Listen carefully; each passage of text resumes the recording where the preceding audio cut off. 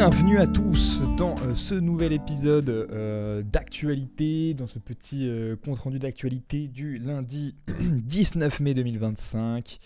Et pour commencer, déjà j'espère que vous avez passé un bon week-end. Un bon week-end et un bon début de semaine. Voilà. Et pour bien commencer cette semaine, j'aimerais vous donner une idée business. Voilà, parce que je suis un mec sympa. Garde du corps recherché, la sécurité devient une priorité chez les crypto-entrepreneurs. Ce que ne dit pas l'article, il le dit juste après. Petit article de CryptoToast. En France, les tentatives d'enlèvement se multiplient en pleine rue. Donc, garde du corps recherché, notamment en France. Donc voilà, si vous êtes français, vous êtes chaud dans les combats, dans le MMA, le judo, tout sport de combat, ou que vous êtes même un rugbyman aguerri, ou je ne sais quel sport qui peut vous permettre... de taper des gens, enfin, de défendre des gens plus précisément, et bien vous avez plein de nouveaux clients qui vont être les crypto-entrepreneurs, les crypto-influenceurs qui sont des crypto-entrepreneurs pour être tout à fait franc.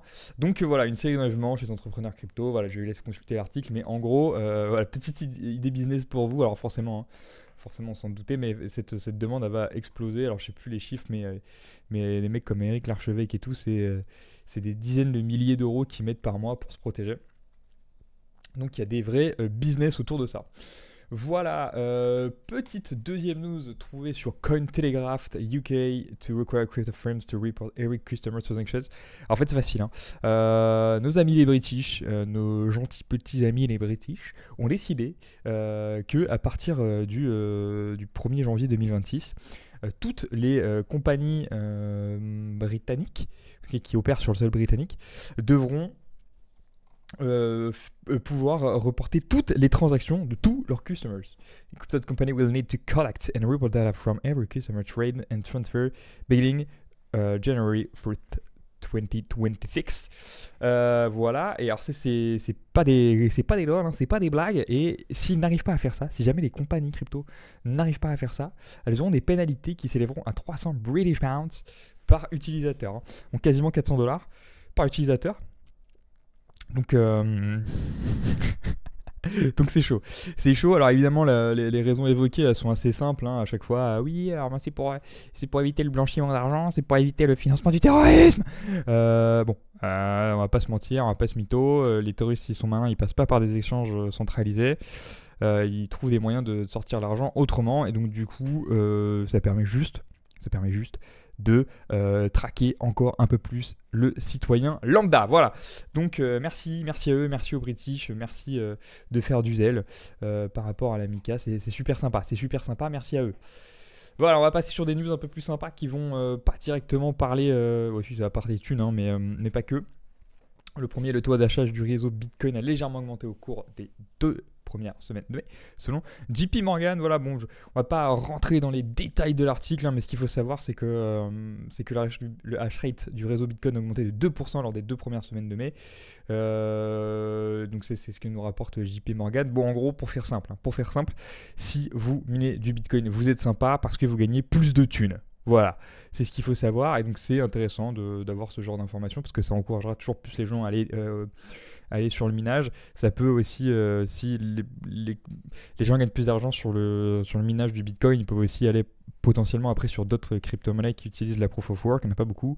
De tête, vous avez Kaspa et vous avez Tao, donc Bitensor, qui vont utiliser la Proof of Work. Donc c'est super intéressant en fait de voir que les hash rates augmentent, que les mineurs gagnent de l'argent, parce que c'est ce qui permet aussi une décentralisation, c'est que plus de gens possible aillent tout simplement s'intéresser au minage, ou à ce que vous voulez, pour décentraliser toujours plus et donc sécuriser toujours plus le protocole Bitcoin.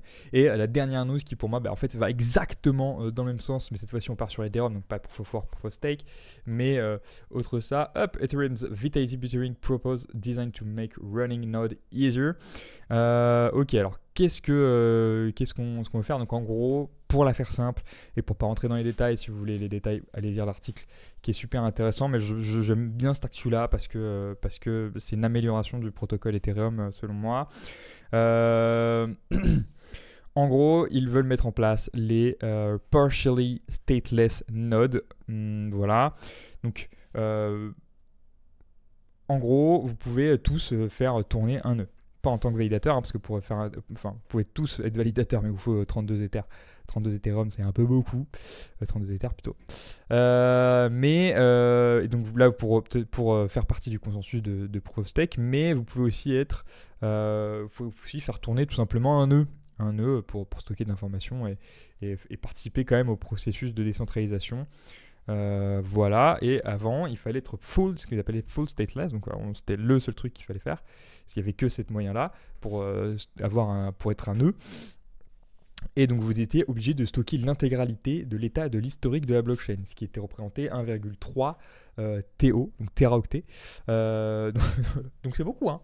Et c'est beaucoup. C'est beaucoup. Donc maintenant, ce qu'ils veulent faire, c'est que les gens puissent stocker des partially stateless qui vont conserver qu'un ensemble en fait un sous-ensemble de données qui sont utiles à l'utilisateur qui fait tourner ce nœud avec donc du stockage donc réduit, et vous allez pouvoir configurer ce que vous voulez réduire, et pour ensuite aller chercher les données pour faire l'accès aux données, vous allez faire ce qu'on appelle une approche local first, c'est-à-dire d'abord accéder à ce que vous avez besoin, et si jamais donc que vous avez stocké local first, et si jamais il y a des données que vous n'avez pas, vous allez la demander aux autres par le réseau peer-to-peer. Voilà ce qu'il faut comprendre. Oh, petit live. Je m'en fous.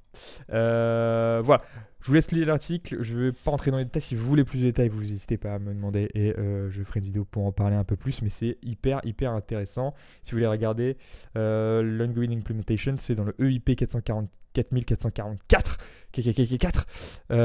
voilà, je crois que c'est mes amis chinois qui n'aiment pas trop le chiffre 4, ils n'ont pas kiffé cet EIP, hein, je vous le dis. Je vous le dis. Bref, il y a tout un tas de choses, je vous laisse regarder, et c'est super intéressant parce qu'ils veulent continuer à décentraliser un peu plus le protocole, hein, parce que dans le Proof of Stake, on a un gros problème, c'est la centralisation. Parce que, staker 32 Ethers pour devenir un validateur, c'est pas forcément évident. Bon, là, ça va pas changer le consensus de validation, mais ça va quand même sur la route de la décentralisation. Voilà, c'était tout pour moi pour aujourd'hui. On va s'arrêter là pour la vidéo, pour ce petit tour de l'actualité. Alors, il y a plein de trucs que je suis passé un peu à côté, des nouvelles propositions Bitcoin et tout, mais on en reviendra peut-être plus tard. J'aime bien aimé retenir ces 3 news, enfin c'est 4 news si on compte du garde du corps, mais ça on s'en fout, c'était plus une petite joke, et voilà, le reste c'est beaucoup plus sur notre sécurité à nous en tant qu'utilisateur du Web3 et de trucs qui vont permettre d'améliorer le Web3, donc je suis assez content de ces news là. Je vous invite évidemment comme tous les jours à suivre mon compte X Julien Unchained que vous voyez actuellement à l'écran, où des fois je mets quelques tweets aussi concernant les news qui passent, et à me suivre sur Twitch. Voilà, je vous souhaite une très belle soirée et je vous dis à demain.